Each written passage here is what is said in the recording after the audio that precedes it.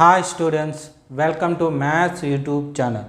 ఈరోజు మనం చెప్పుకోబోయే టాపిక్ 8th క్లాస్లోని మ్యాథమెటిక్స్లో 4th చాప్టర్ అయిన ఎక్సర్సైజ్ 4.1 అన్నమాట.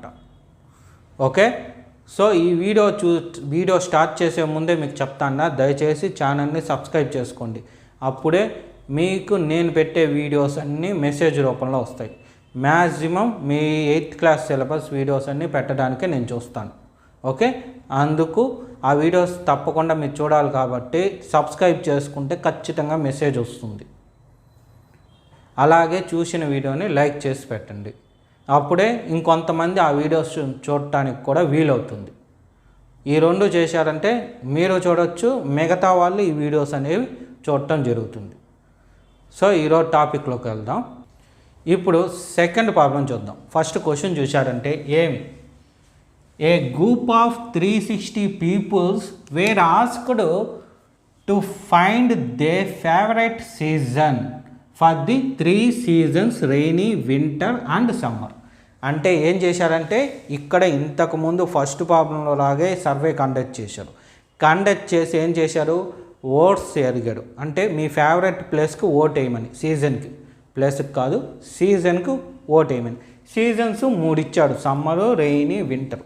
మీకు టెక్స్ట్ బుక్లో డయాగ్రామ్ ఉంది, నేను డయాగ్రామ్ చేయకుండా జస్ట్ పేర్లు రాశాను. ఓకే, అంటే సమ్మర్కి 90 వేశారు. ఓకే, తర్వాత రెయినీకి 120, వింటర్కి 150 ఓట్స్ పడ్డాయి. ఇప్పుడు మీరు కానీ ఇది టోటల్ చూస్తే 360 వస్తుంది. ఓకేనా, 360 వస్తుంది. అలాగే మీరు బాగా గమనిస్తే ఫస్ట్ ప్రాబ్లంలో పర్సంటేజ్ ఇచ్చాడు, సెకండ్ ప్రాబ్లం అంటే ఈ ప్రాబ్లంలో నెంబర్ ఆఫ్ ఇచ్చాడు. నెంబర్ ఆఫ్ ఓట్స్ కానీ నెంబర్ ఆఫ్ పర్సన్స్ కానీ ఏదైనా నెంబర్ ఇచ్చాడు. సో అది ఇది సేమ్ ఒకేలాగుంటాయి. డిఫరెన్స్ ఏమి అంటే అక్కడ పర్సంటేజ్ ఇచ్చి ఈ వాల్యూస్ కనుక్కోమన్నాడు, ఇక్కడ ఈ వాల్యూస్ ఇచ్చి పర్సంటేజెస్ కనుక్కోమంటాడు. ఆ రెండు తేడా తెలియాలి. ఓకేనా, ఆ రెండు ఈ ప్రాబ్లం వింటే ఒకటి వచ్చేస్తుంది, ఫస్ట్ ప్రాబ్లం వింటే కంప్లీట్గా మీకు క్లియర్ నోటీస్ వచ్చేస్తుంది. ఇప్పుడు ఏం చేయాలి, వాడు ఇచ్చిన 3 క్వశ్చన్స్ ఒకసారి చూద్దాం.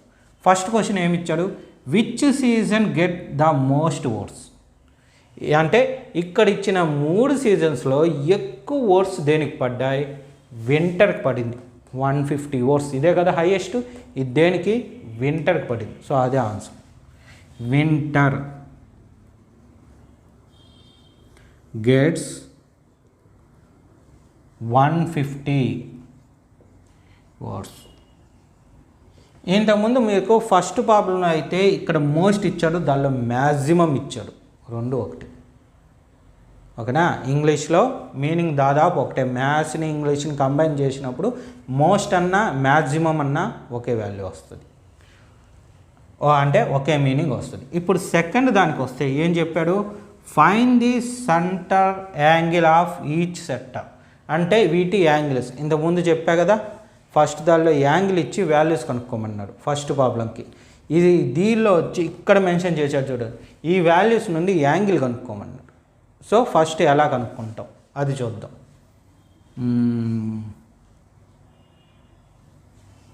ఫస్ట్ ఫార్ములా రాద్దాము. మనకి ఫార్ములా మీకు వచ్చేసు, బట్ ఈజీ కోసం ఒక టెక్నిక్ చెప్తా చూడండి. Formula for each sector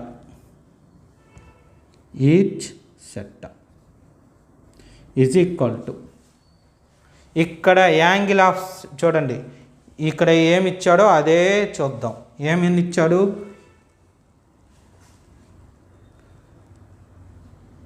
score of season by total score.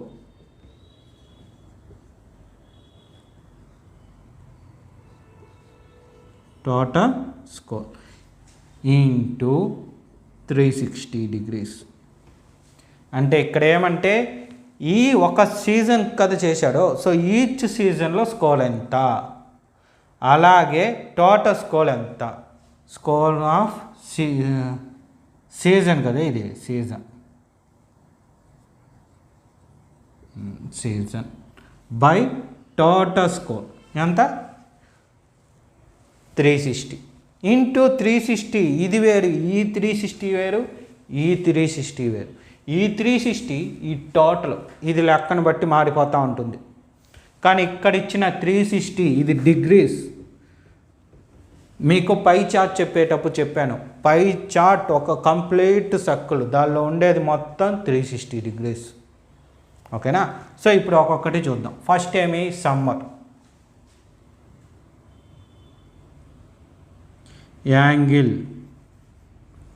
Angle of each sector అన్నారు కాబట్టి మనం ఏం చేస్తాం, యాంగిల్ ఆఫ్ ఈచ్ సెక్టార్ కాకుండా యాంగిల్ ఆఫ్ సెక్టార్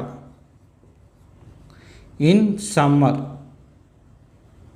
సమ్మర్ అయినా ఫస్ట్ ఇచ్చింది, సో సమ్మర్ రాద్దాం. ఈజ్ ఈక్వల్ టు సమ్మర్లో ఏంటి ఫార్ములా, ఆ సమ్మర్లో వాడు ఇచ్చిన ఓట్స్ ఎన్ని 90 బై టోటల్ ఓట్స్ 360 ఇంటూ ఎన్ని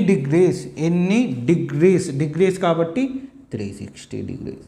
సో ఈ 360 సేమ్ నెంబర్స్, రెండు క్యాన్సిల్ పోయింది. ఇది డినామినేటర్ న్యూమినేటర్ పోయి ఎంత వచ్చింది, 90 వచ్చింది. 90 డిగ్రీస్. చూడండి, ఇది 90 వాల్యూ, ఇది 90 డిగ్రీస్. ఈ ఒక్క ప్రాబ్లంకి ఇలా వచ్చింది, అన్ని ప్రాబ్లమ్స్కి ఇలా రావు. ఎందుకంటే యాంగిల్స్ 360 ఉంది, ఇక్కడ టోటల్ 360 వచ్చింది కాబట్టి రెండు మ్యాచ్ అయిపోతాయి ఆన్సర్స్. యాంగిల్ ఎంతో, నెంబర్ ఆఫ్ ఓట్స్ కూడా అంతే ఉంటాయి. అన్ని ప్రాబ్లమ్స్కి ఇలా ఉండదు. మీరు చేసే కొద్దీ మీకే క్లారిటీ వచ్చేస్తుంది. Next angle of sector in, లేదా సెక్టార్ ఇన్ కాదు కానీ సెక్టార్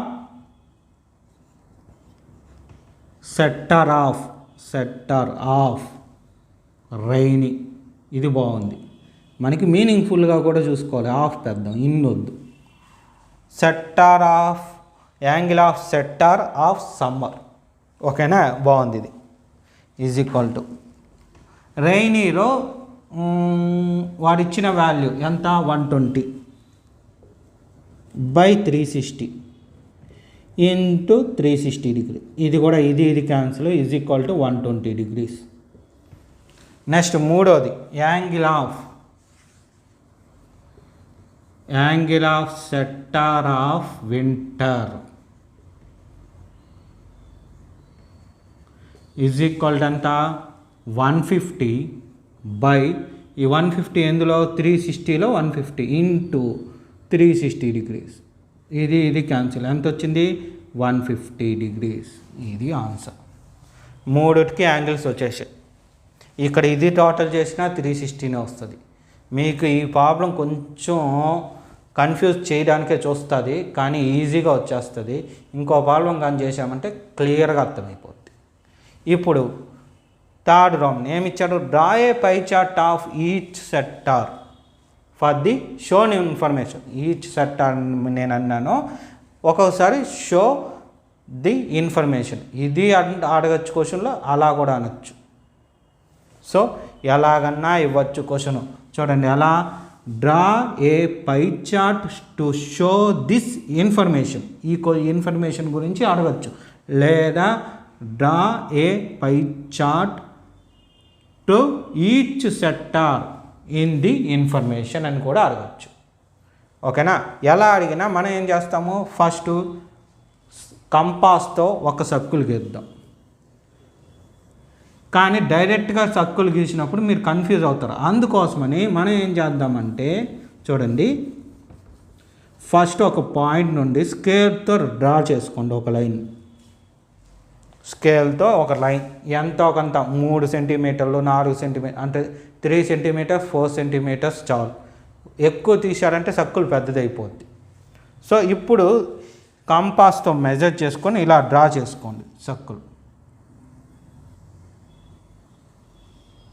డ్రా చేసుకున్నాక ఫస్ట్ చూడండి 90 డిగ్రీస్ ఉంది. ఫస్ట్ సమ్మర్ పొటాటర్ తెలుసు కదా, యాంగిల్స్ని మెజర్ చేసేది. దీన్ని తీసుకొని ఇక్కడ ఒక లైన్ వస్తుంది, ఇలా ఉంటుంది మీరు చూడటానికి పొటాటర్. అందులో ఈ పాయింట్ ఉంటుంది ఇక్కడ ఒకటి, దాన్ని అంటే కరెక్ట్గా ఈ పాయింట్ మీద పెట్టాలి. అంటే ఈ లైన్ ఇంటర్సెక్ట్ అవుతుంది. ఈ లైన్ చూడకూడదు, ఇది చూడకూడదు, ఇది చూడాలి. ఇదే ఎలా చూడాలి అని మనకు తెలుస్తుందంటే ఈ లైన్కి ఇక్కడ 0 degrees ఉంటుంది. ఓకేనా, ఏ లైన్కి అయితే 0 degrees ఉంటుందో ఆ 0 degrees ఉన్న లైన్ దీనిపైకి వచ్చేటట్టు పెట్టాలి. ఓకేనా, అందువల్ల నేను పెన్సిల్తో డ్రా చేయమన్నాను స్కేల్తో, లేదంటే ఇది లేకుండా కూడా గీసేసి ఉండొచ్చు.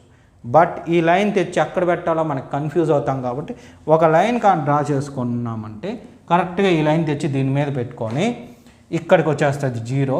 అప్పుడు కంపాస్ పొట్టాటర్ ఇలా ఉంటుంది. 90 degrees కానీ చూసామంటే కరెక్ట్గా ఇక్కడ వస్తుంది 90. సో స్కేల్తో గీస్తాం. ఇదంతా 90 degrees. సో ఇలా పెట్టి 90 degrees. ఏంటిది? సమ్మర్. ఇప్పుడు సెకండ్ వన్ మీకు ఆల్రెడీ చెప్పాను ఇంతకుముందు వీడియోస్లో. ఇప్పుడు సెకండ్ యాంగిల్ మెజర్ చేయాలంటే మనకి బుక్, నాకు బోర్డు కాబట్టి తిప్పలేను, మీరు బుక్ కాబట్టి ఇలా ఉన్న బుక్ని ఇలా రొటేట్ చేసుకోండి. అంటే ఈ లైన్ ఉంది కదా, తిరిగి ఇట్లా రావాలి. సో ఇలా వచ్చేటట్టు బుక్ రొటేట్ చేయండి. రొటేట్ చేశారంటే మళ్ళీ కంపాస్ పెట్టడానికి ఈజీ. ఎందుకంటే ఈ కంపాస్ పెట్టాలంటే ఇలా పెట్టాలి, మనం ఇలా పెట్టాలి. ఇలా పెట్టుకొని చూసేటప్పుడు తప్పు చూస్తారు. అందువల్ల బుక్ కానీ మనం రొటేట్ చేసి పొట్టాటర్ని తెచ్చి ఇక్కడ పెట్టామంటే ఈజీగా ఇంతకు ముందులాగా చూడొచ్చు. చూసి సేమ్ 0 ఇక్కడ వస్తుంది, అంటే యాక్చువల్గా ఇక్కడికి 0 వచ్చేటట్టు రెడీ చేసుకుంటాం. సేమ్ ఈ లైన్ పైకి వచ్చేటట్టు. అప్పుడు ఎంత చూడాలి? Second one 120.